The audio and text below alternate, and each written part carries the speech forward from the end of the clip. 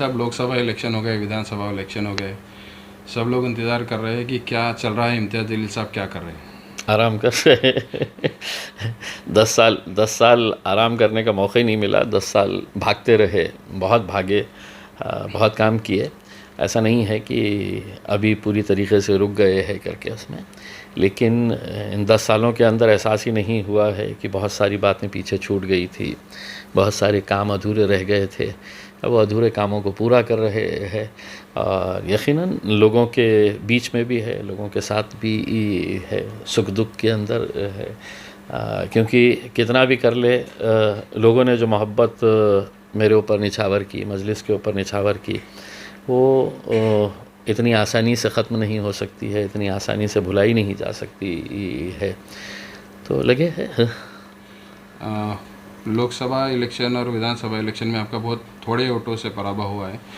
आप एक पत्रकार भी रह चुके हैं। पिछले आपके पत्रकार के टर्म की पॉलिटिक्स और इस पॉलिटिक्स जो अभी पिछले 8-10 साल से चल रही है, उसको कैसे देखते हैं आप? हिंदुस्तान के अंदर सबसे घटिया पॉलिटिक्स अगर कहीं चल रही है तो महाराष्ट्र के अंदर चल रही है। और ये मैं बार बार कहते हुए आया हूँ कि ठीक है, राजनीति का मतलब नहीं है कि आप बिल्कुल इंसानियत ख़त्म कर देना चाहिए। कुछ नियम, कुछ उसूल, कुछ नीति, कुछ एथिक्स, कुछ मॉरल्स जो है वो हर प्रोफेशन के अंदर रहते हैं, पॉलिटिक्स में भी हुआ करते थे। आप एक दूसरे के विरोधी होते थे, राजनीतिक विरोधी होते थे, लेकिन इसका मतलब ये नहीं कि आप एक दूसरे के दुश्मन हो जाते थे। कि आप किसी के बारे में बात भी करते हैं तो गाली गलौज से बात करते हैं, आपका लहजा बिल्कुल बदल जाता है उसमें। तो ये चीज़ पूरी तरीके से ख़त्म हो चुकी है। हर राजनीति में जुड़ा हुआ आदमी बस यही चाह रहा है कि मैं कैसा सत्ता के करीब पहुंच जाऊं, मैं कैसा कुर्सी हासिल कर लूं, मैं कैसा सत्ताधारियों के करीब आने के लिए, उनको खुश करने के लिए क्या कर डालूं ऐसा कि वो मुझसे खुश हो जाए और मुझे कोई एक आध पद दे डाले करके उसमें।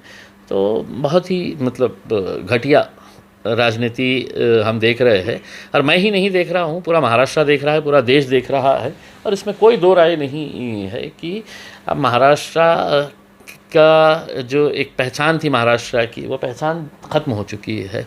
अब बेईमानी के लिए जाना जाता है, आप दगाबाजी के लिए महाराष्ट्र जाना जाता है कि लोग धोखा कैसा देते हैं, लोग फरेब कैसा करते हैं, चीटिंग कैसा करते हैं, इसके लिए महाराष्ट्र अब जाना जाता है। राजू शिंदे ने कल एक संजय सिसोदिया के ऊपर आरोप लगाया, और एक बात बार बार आपने भी आपके भाषण में कही कि एकनाथ शिंदे ने आपको हराने के लिए हेलीकॉप्टर में पैसा लगाया था। देखिए, ये मुझे कहने की ज़रूरत क्यों पड़ रही है और राजू शिंदे को कहने की ज़रूरत क्यों पड़ रही है, ये सब हर कोई जानता है। मतलब लेकिन अब हम किससे ये करें कि बताएं किसको कि सुनने वाला जो है, अगर उसने कानों में रुई भर के रखा हुआ है और वो सुनना ही नहीं चाहता है। मैंने लोकसभा के अंदर एक भाषण दिया था, नरेंद्र मोदी साहब सामने बैठे हुए थे, तो उस भाषण के अंदर मैंने ये कहा था कि साहब, आपसे रिजर्वेशन मांगने का मतलब ये है कि हमने अपना सर दीवार के ऊपर फोड़ना है करके, आप तो हमको सांस लेने दे रहे हैं, यही बहुत बड़ा उपकार कर रहे हैं करके, इस तरह का आपने एक रवैया तैयार कर दिए है। तो महाराष्ट्र के अंदर हम शिकायत लेके जाए किसके पास है? सरकार उनकी, प्रशासन उनका, पुलिस उनका। क्या पुलिस को नहीं मालूम है कि पैसा कैसा बांटा गया है, किस किस की गाड़ियों के अंदर गया है करके? क्या प्रशासन को नहीं मालूम? क्या इलेक्शन कमीशन की टीम जो आई हुई थी, कैसे वो मेरे पीछे ही लगी हुई थी? उनको ये नहीं पता है कि कितना करोड़ों रुपया पैसा खर्च हुआ है करके उसमें? ये सब जानते हैं उसमें, लेकिन फिर वैसी वैसी बात है कि हम बोलना मतलब ये है कि अपना सर दीवार के ऊपर टकराना और सर फोड़ देना।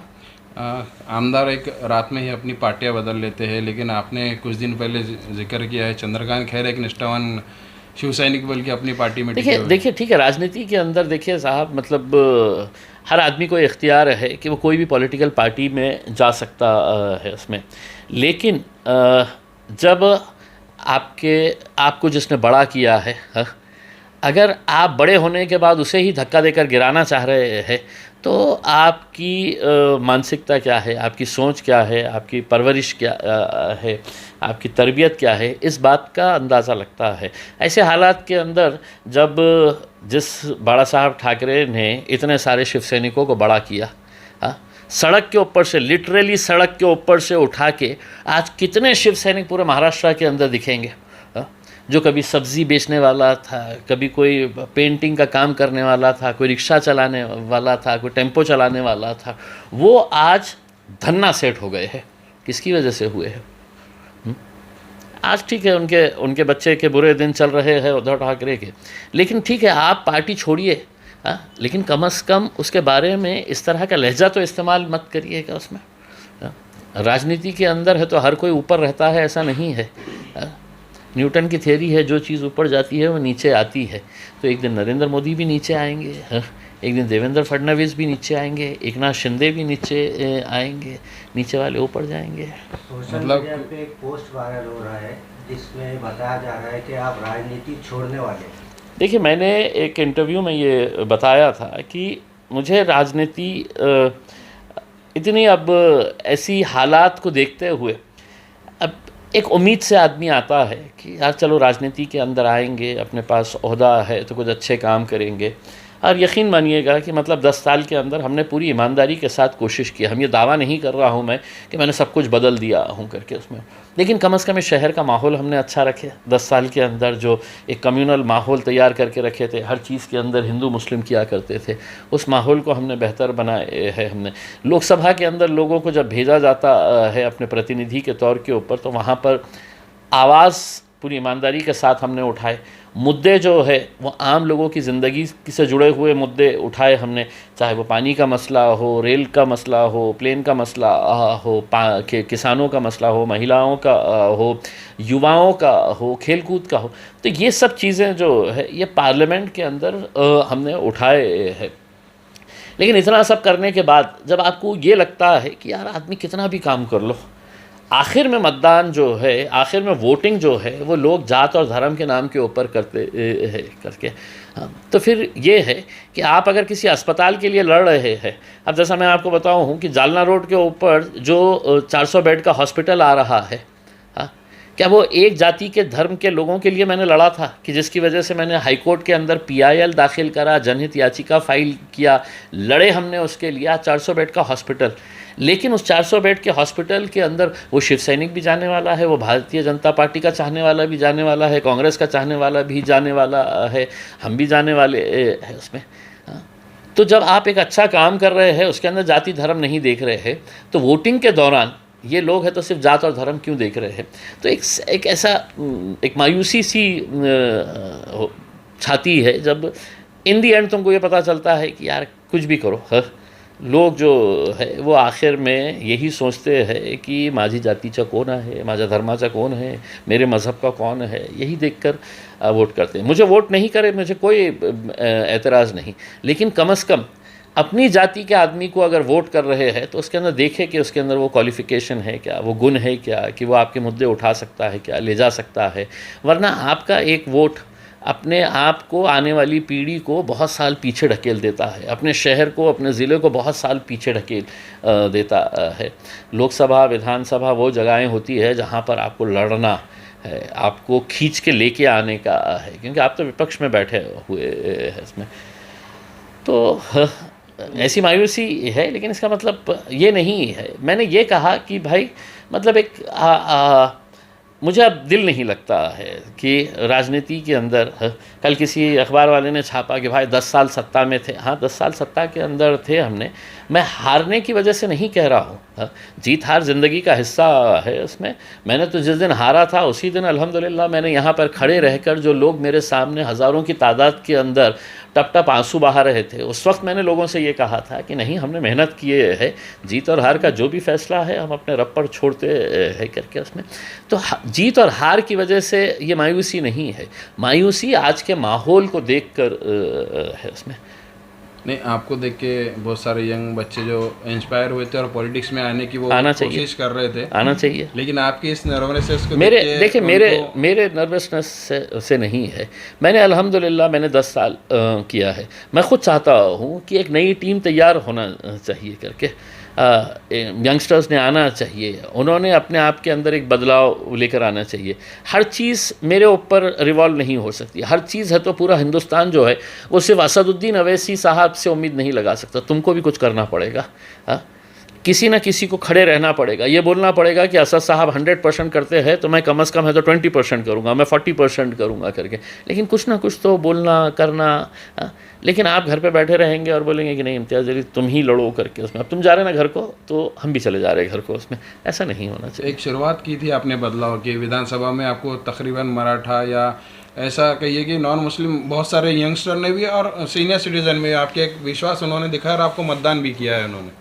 बिल्कुल सही है, और ये बहुत बड़ा मतलब मैं समझता हूँ कि जीत और हार से बड़ी ये कामयाबी है कि आज के इस घिनौने माहौल के अंदर आपको अलग अलग जाति धर्म और मज़हब के लोग स्वीकार रहे हैं, आपको वोट दे रहे हैं, आपके ऊपर भरोसा जता रहे हैं। ये मेरे हिसाब से ये जीत और हार से बहुत बड़ी कामयाबी ये है कि आज 10 सालों के अंदर आपको ख़ुद को याद होगा कि आज से 10-12 साल पहले जब मैं इलेक्शन में आ रहा था तो लोगों के अंदर एक खौफ का माहौल ऐसा तैयार किया गया था, अरे एम आने वाली है, अब तक ऐसा होना और अब काय होना अरे करना करके। लेकिन 10 सालों के अंदर लोगों ने आजमाए, परखे, तोले, देखे सब चीज़ हिसाब से, उनको लगा कि नहीं यार मीडिया वाले जो है वो कुछ अलग बताते हैं, हकीकत में बंदा वैसा नहीं है करके, तो लोगों ने साथ दिए। यंग पॉलिटिशियंस को आप क्या मैसेज देना चाहेंगे जो अभी अलग अलग पार्टियों में काम कर रहे हैं, किस तरीके से उन्होंने काम करना चाहिए? नहीं, आना चाहिए साहब, सच के लिए खड़े रहना चाहिए उसमें, सच के लिए खड़े रहिएगा। तकलीफ़ें बहुत होती है सच बोलने के लिए, आज के पीरियड के अंदर सच बोलने के लिए बहुत तकलीफ़ें होती है, लेकिन नौजवानों ने कम से कम इतनी हिम्मत रखना चाहिए कि ठीक है मैं राजनीति के अंदर हूँ लेकिन मैं अपने उसूलों से कॉम्प्रोमाइज़ नहीं करूँगा। मैं जहाँ पर भी गलत हो रहा है मैं उसको गलत को गलत कहूँगा, सही को सही कहूँगा। अभी आपने एक यूटर्न का हमको एक हिस्सा सुना है कि कोई ऊपर जाता है तो वो नीचे भी आता है, तो आपकी कोई नई जर्नी शुरू होने वाली है, इस पर से कुछ अंदाज़ा ला सकते हैं? देखिए मतलब हर दिन एक नया होता है उसमें, आगे क्या होने वाला है पता नहीं है इसमें, लेकिन इतना आपको जो किंतु परंतु और जो बहुत सारे अटकलें लगा रहे हैं। देखिए मुझे इस मुकाम तक पहुंचाने के अंदर बैरिस्टर असदुद्दीन अवैसी साहब का बहुत बड़ा हाथ है, जिस यकीन और जिस भरोसे के साथ उन्होंने मुझे इतना फ्री हैंड दिया और उन्हीं की मेहनतों की वजह से, उन्हीं के यकीन की वजह से मुझे असेंबली में भी जाने का मौका मिला, लोकसभा में भी जाने का मौका मिला।